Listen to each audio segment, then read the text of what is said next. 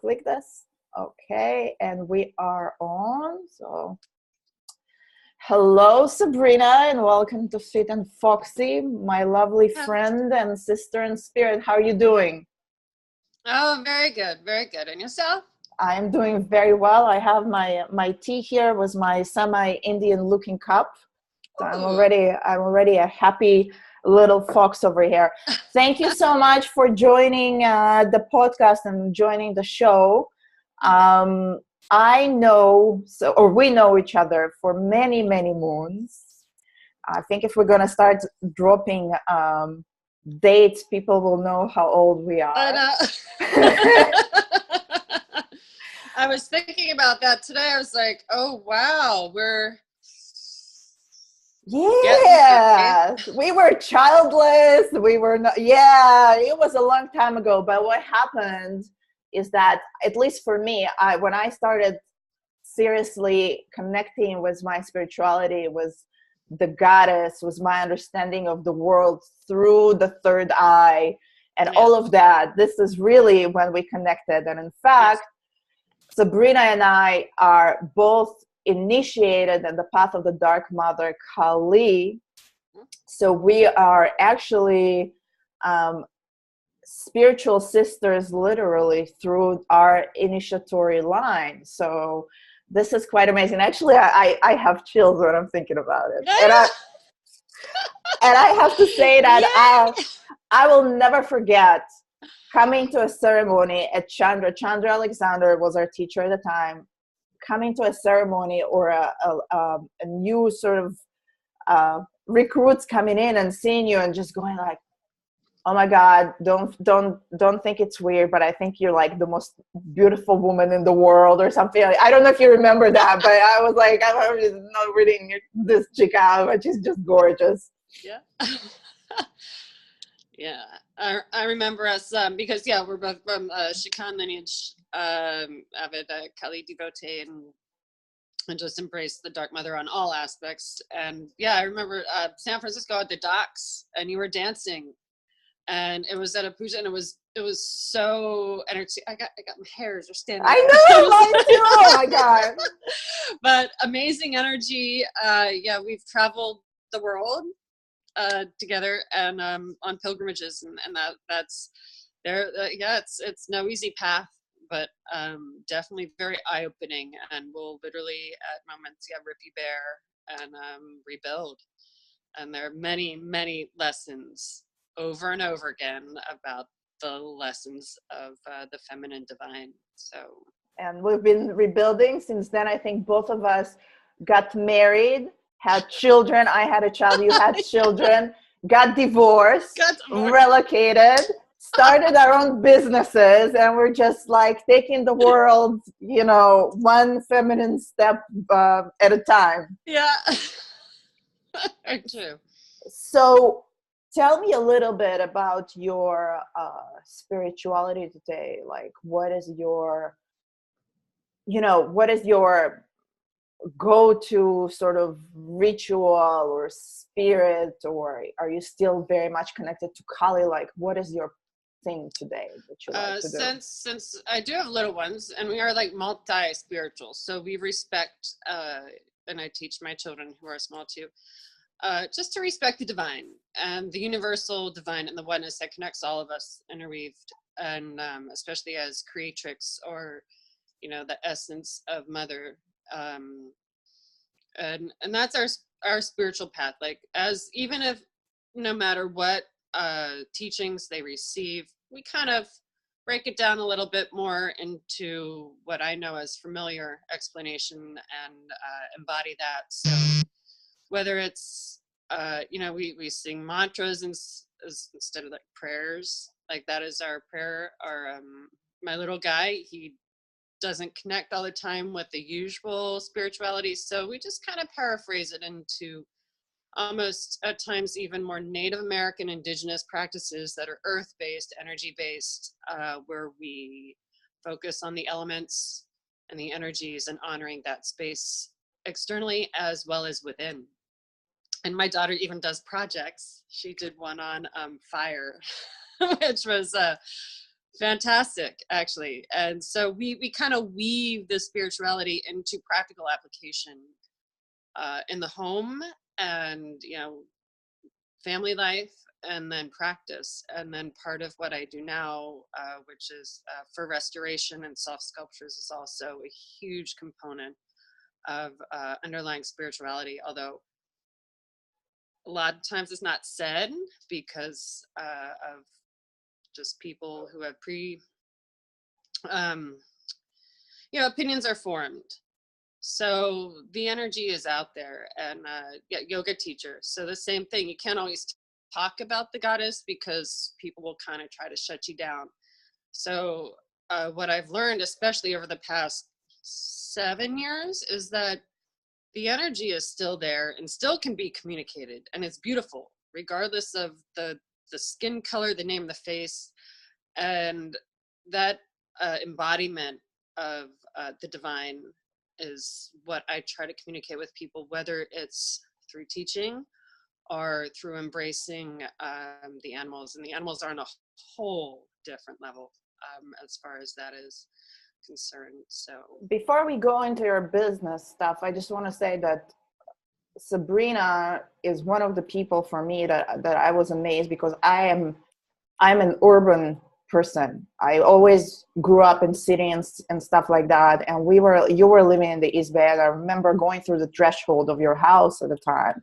And you like entered a whole other world, and it was not urban, and you had this beautiful garden. You were growing flowers and trees and things, and you were always like digging stuff, and things were in the ground. You had these ginormous dogs, and you would always bring your own flowers, and we would do like ceremonies in your backyard and things of that nature. So I remember that was some good times. Yeah. So, spiritually, was pagan. Growing up predominantly and associated and identified as Strigarian, which for those who know is more of the Italian tradition of the path.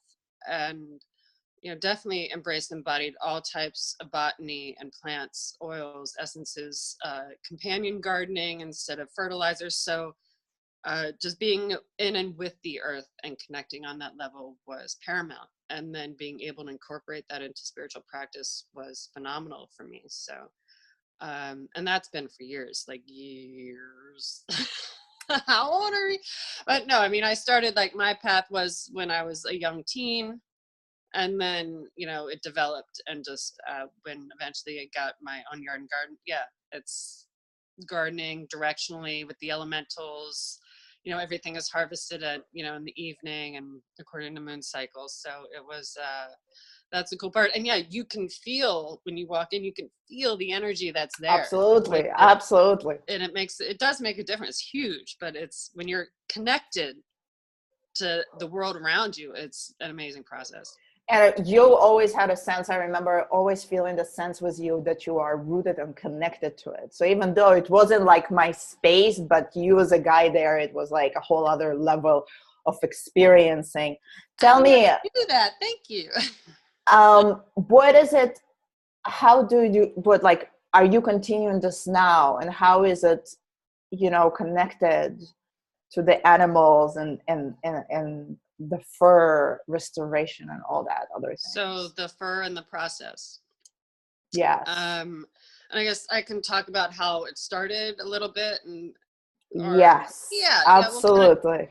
We'll go from the organic process. So my son had a little accident, and this is kind of where it began a little bit. And I noticed he had an injury, and a traumatic brain injury, and then he started to connect to these little animals also as ways to calm the heightened sensory. And even at that time, I was looking into doing furrier work, redesign, restoration.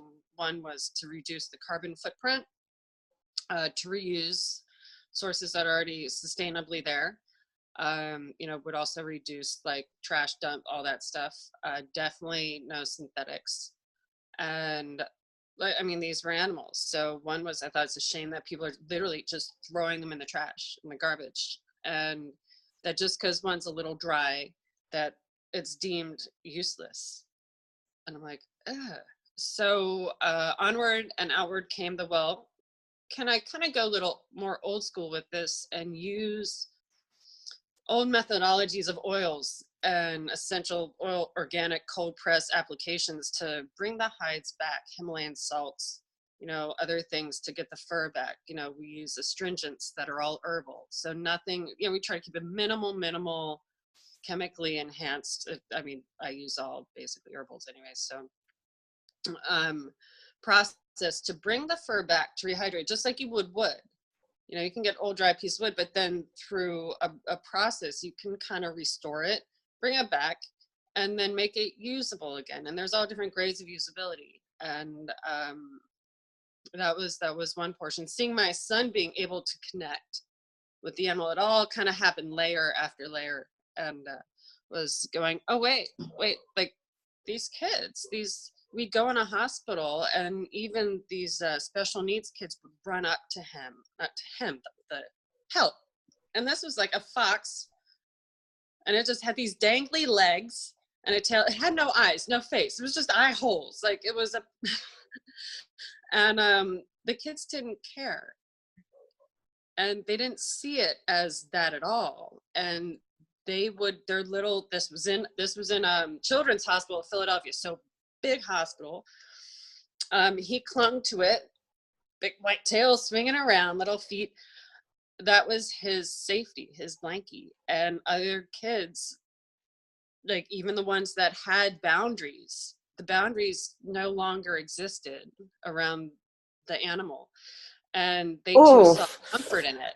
I have chills. I can totally feel it. I also used to work with kids with autism, so I have a little bit understanding of the spectrum and the importance of the sensory stimulation and how they are very guarded and how they will not go to just a person, or a lot of times they really don't want to communicate. They don't want to be social. Yeah. So just let me, I just want to make sure that the people that, because I know you, so I just don't want to miss like pieces of the story. But so your little one ended up getting a hold of this piece of fur that was a fox, and it started calming him down. And even when he went to the hospital holding it, the other kids there were like, dude, we want to feel it, we want to touch it, we want to experience it, we want to, wow. And we got comments, is it dead, is that what it, and this little fox, like, and he had another, like, eventually I made him one, and he took it in the ER, he took it in the x-ray room, not for x-rays, but it went everywhere. And that was an amazing process in itself, knowing that, oh, what, this is an animal, it goes everywhere. They don't have the same allergenic properties like a live animal would. And I was like, it's been dead for some of these things like 70 years. So there's nothing live, and, we the process, I'll talk about that more. So yeah, it was allowed everywhere. And now even when he has these kind of dips and dives, like right now he clings to a little joey pelt, that a little kangaroo pelt that has been donated, and I don't know why he picks certain things and he can fall asleep with that. Otherwise he can be up until like 2 a.m. and he's up and down, he can't stop, like this is a fidgety, but if he puts this little tiny kangaroo pelt over him, he'll make himself into a little ball and fall asleep. So beneficial on, I don't know if science is ever going to be able to explain it. It's amazing to see happen. Well, I do know that there is a lot of it's very calming in a sense, some sensory deprivation, also heavy hugging blankets, softness, warmness, stuff like that. Oi, are you there? Your video, oh, here you are. Yeah. Yes. Your video yeah, my daughter just called in. Okay.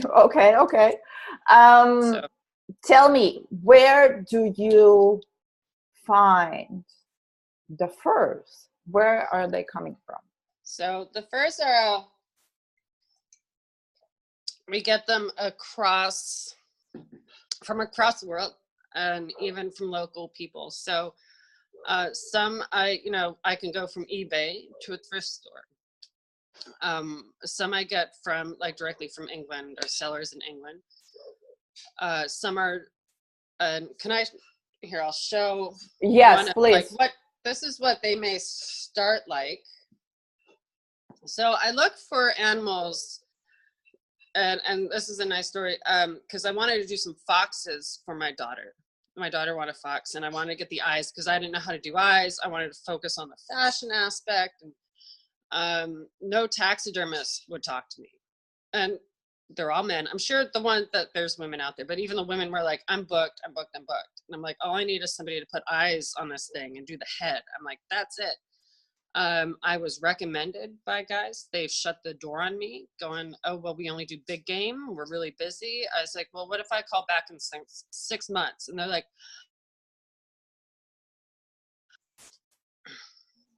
hey, sorry, that's my daughter. Like, she is relentless. She's probably like, mom.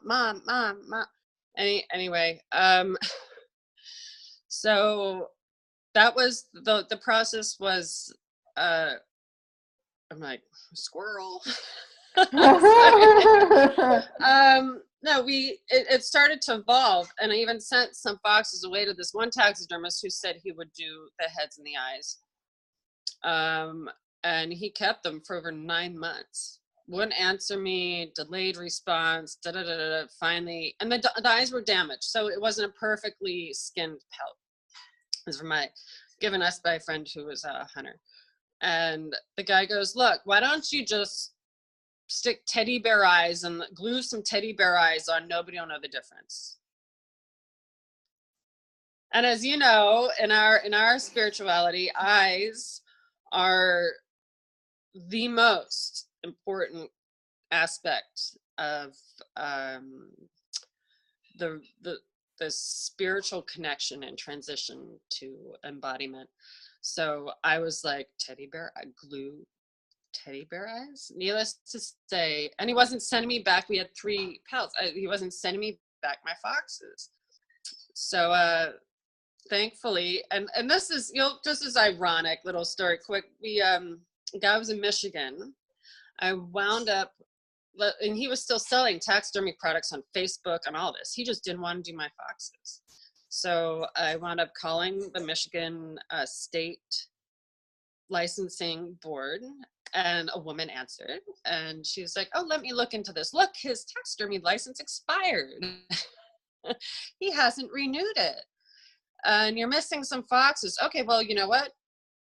Let me help you out here. So she actually contacted the wildlife police, who, because he was working, practicing with this expired license and selling, that was bad. So they transferred me down to the Michigan police in that area, wildlife police, and another woman called me who headed this department.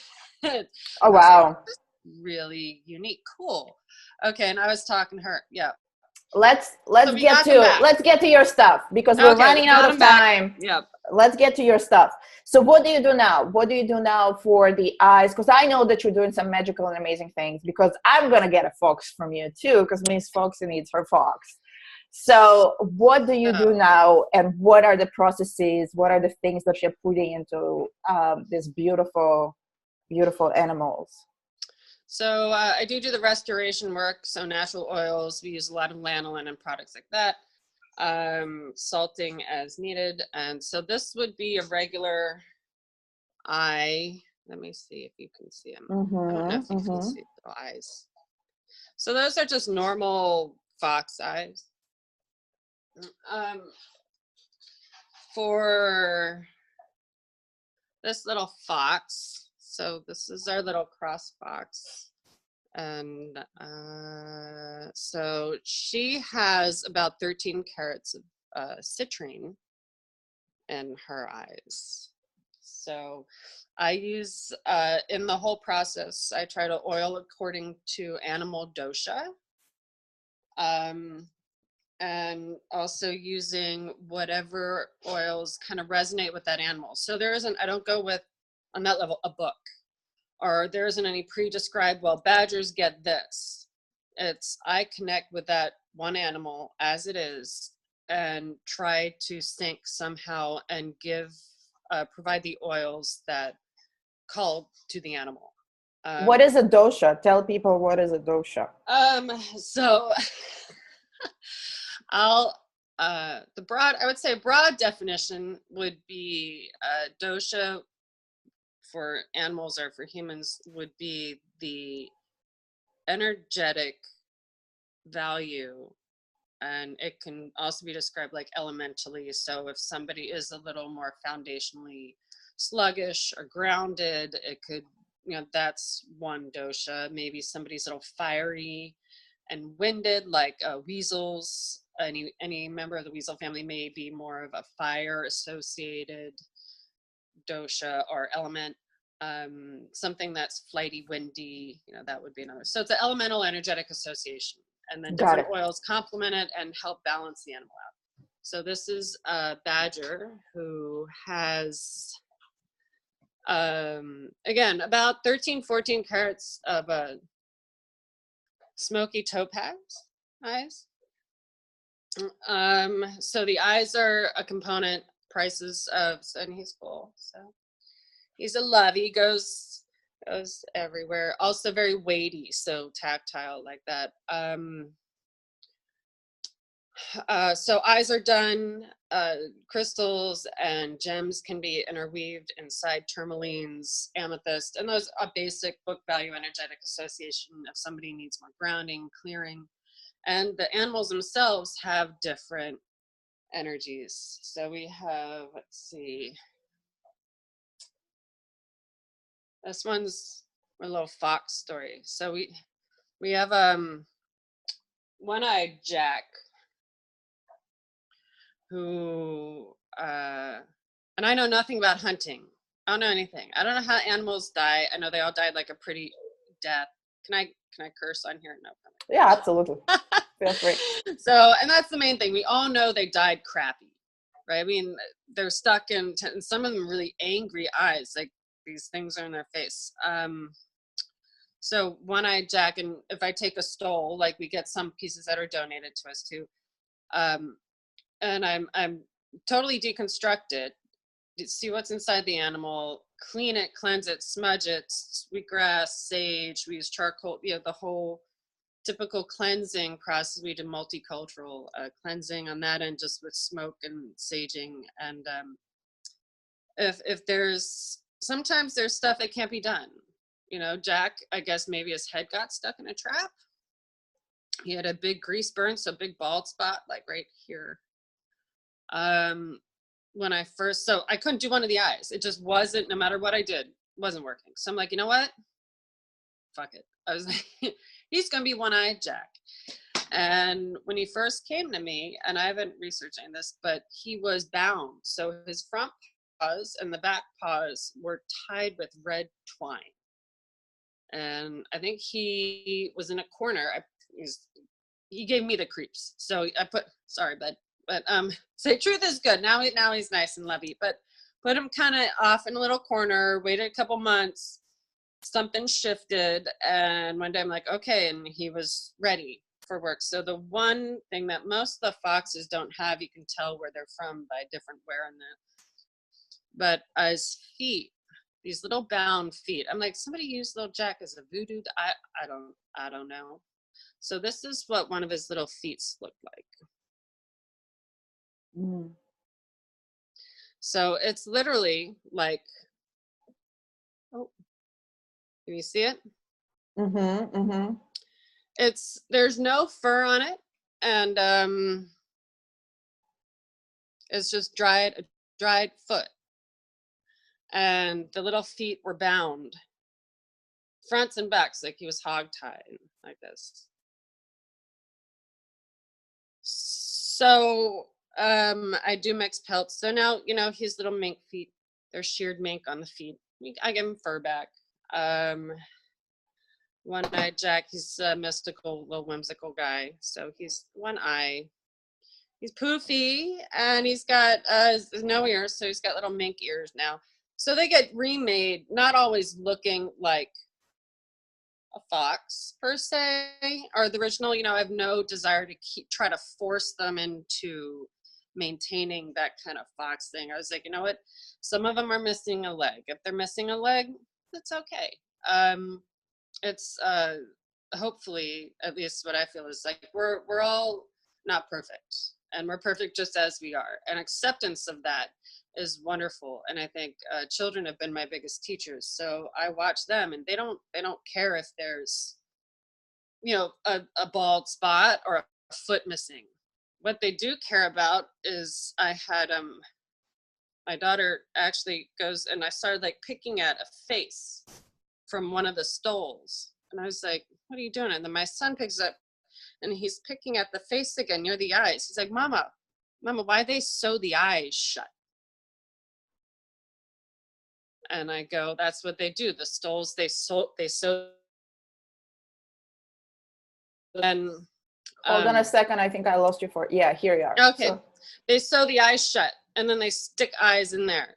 So that's not okay for the kid. Like children see that as that's funny. You can have all sorts of everything, but when you sew the eyes shut, that's for them, that's wrong. For me, it's wrong. So I open them up and I rehydrate the whole head and I'll prepare it all and everything. So that's part of our process on that end is regardless of whether it's taxidermy perfect or not, I remake them. So I look for the ones that are not perfect or damaged, the ones that people think are unusable, imperfect. The black fox was almost completely shredded, right, from the inside. So yeah, she took about 9 hours. We actually road tripped down to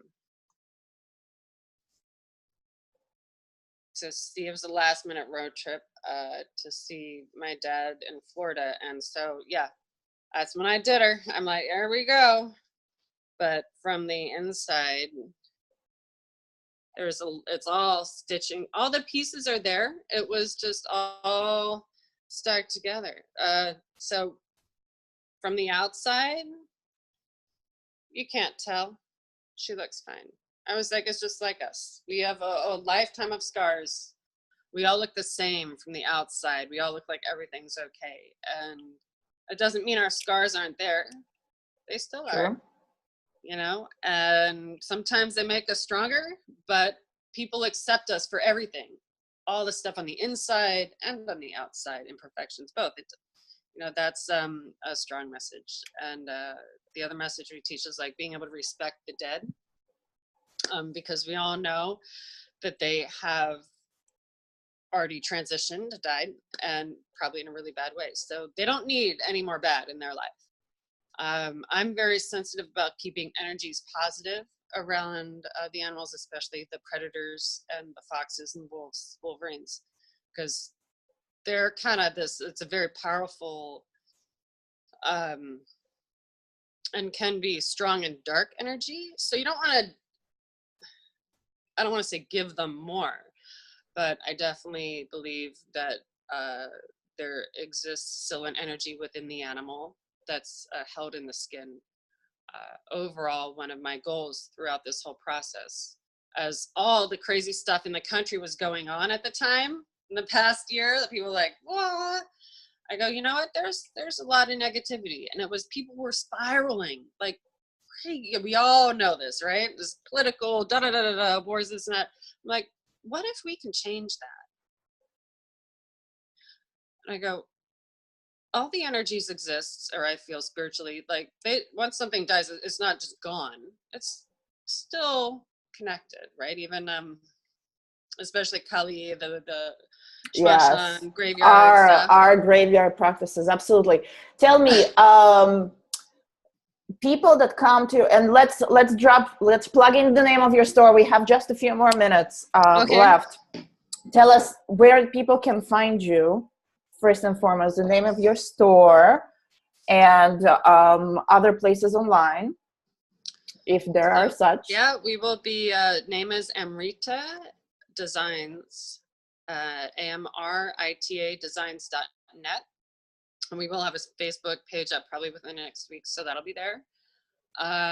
There's a Etsy store also under that name. And there will be links all created. This is going to be very shortly. Everything is going to be more live than it is right now. So I can be reached at Sabrina at amritadesigns.net. Amrita is Sanskrit for immortality and the divine nectar of the feminine. So that's beautiful. kind of connected in there. And can people contact you with like special requests, especially from the spiritual community? Because most of our listeners, or a lot of our listeners, we have the fitness listeners and we have the spiritual community. A lot of times they come from the same place. But can they contact you and say, hey, this is my situation, or can you make a suggestion, or I'm looking for a certain animal, can you put this kind of stones in it, this kind of coil in it? I don't know. Is that possible? Yep. Oh, totally. Most animals, even after I do the heads, I don't complete them because they are person specific, unless it's purely based on commission, like a commissioned order. But if somebody has a pelt that they have that they think is almost damaged, then you know what, send it to me. I can look at it. You can take pictures. I can look at it.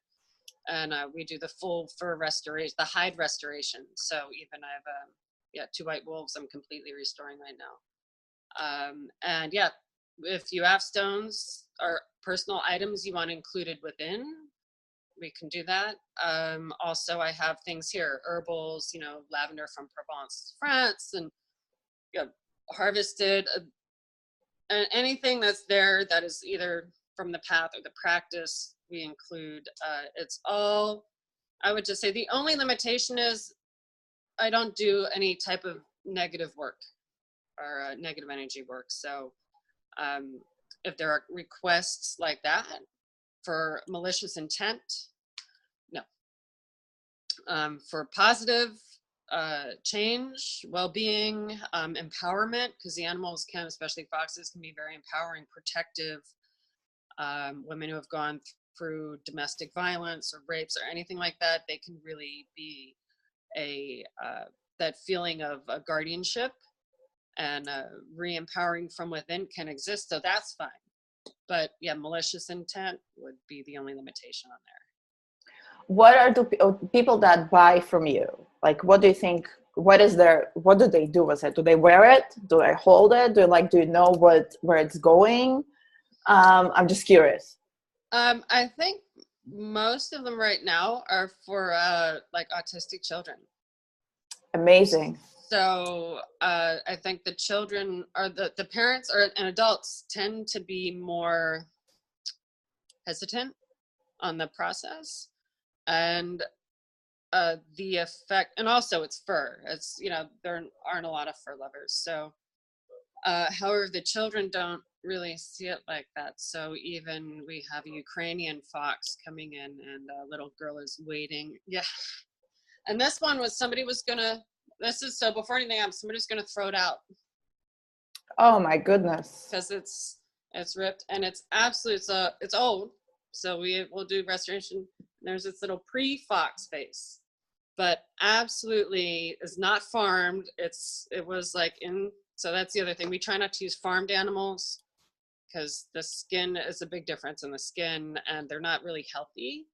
So if you had one that was out running around and living, the old animals prefer to use that because it's a different energy. So this one, yeah, there's a little girl who's waiting for this one, and I hope I get to her for Valentine's Day. So that's the clientele base. And even and we have a little event. Can I mention the little event? And this, yeah, you can mention a little event, and then give me your store name again, and then we're gonna have to finish up because we're kind of running out of time. Okay. So behind me, I don't know if you can see. I can see these fluffy things, and here, and we got. So there's our little wolf too. That's Sasha. Oh, beautiful. And she's got Baltic amber eyes, so she's a lovey. And then they're all sitting on these are caribou pelts. So coming up until Valentine's Day, we will be having an event. It's called Caribou Booze for Boys.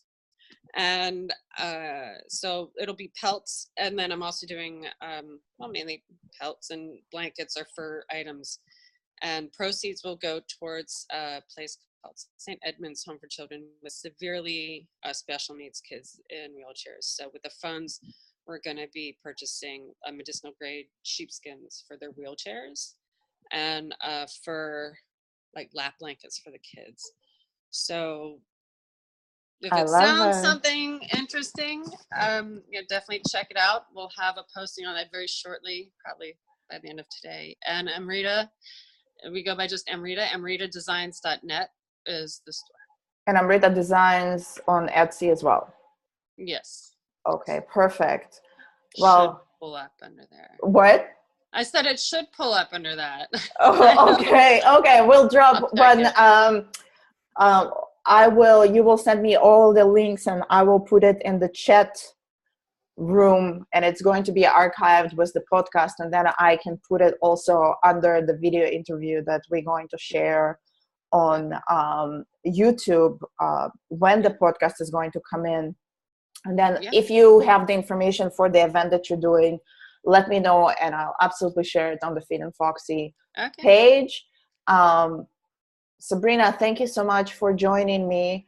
Thank you for joining the podcast. I love what you do. And you are the person to do it, if I know you well. And this is my baby over there. I can't wait to. Foxy. This is Miss Foxy over there. Miss Foxy is going to be sitting with me and in ritual for sure. I am absolutely have no doubt. I can't wait. Okay, my love. Thank you so much. Have a wonderful day. Okay, Bye. take care. Take care. Bye.